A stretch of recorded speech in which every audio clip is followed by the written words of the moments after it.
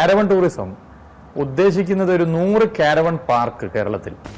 വളരെ കുറഞ്ഞു പോയല്ലോ ചേട്ടാ. കേരള ടൂറിസത്തിന് ഏറ്റവും ഫോക്കസ് ചെയ്യപ്പെടുന്നത് എന്താണ്? ബേസിക്കായിട്ട് ആ റോഡുകളാണ് ഏറ്റവും നല്ലതായിട്ട് വരേണ്ടത്.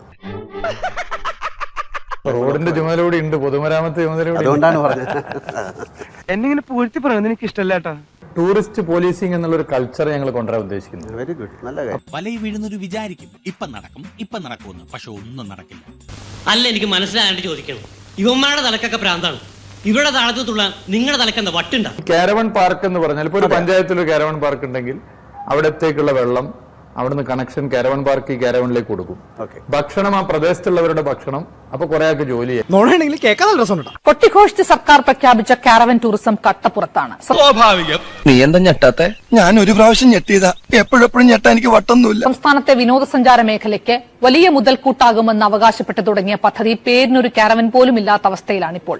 ഞാൻ എന്നേ പറഞ്ഞില്ല ഇതൊക്കെ പറ്റിപ്പാണ്. വിനോദസഞ്ചാര വകുപ്പിന്റെ വലിയ വാഗ്ദാനങ്ങൾ വിശ്വസിച്ച് കാരവനും കാരവൻ പാർക്കും തുടങ്ങാൻ പണം നിക്ഷേപിച്ച സംരംഭകരിൽ മിക്കവരും കോടികളുടെ നഷ്ടത്തിലും കടക്കണിയിലും. പഴയ പാലങ്ങളും നദിയുടെ മുകളിലും കടലിന് മുകളിലൊക്കെ ഉള്ള പാലങ്ങൾ ഫുഡ് സ്ട്രീറ്റ് ആക്കുക, അതും കൂടി ഒരു ആഗ്രഹമുണ്ട്. ചന്ദ്രനിൽ നിന്ന് വേണ്ട ആലിപ്പഴം വന്നിട്ടുണ്ട്, കണ്ണു മൂട്ടി 25 കിട്ടും. എനിക്ക് വേണം വേണ്ടേ?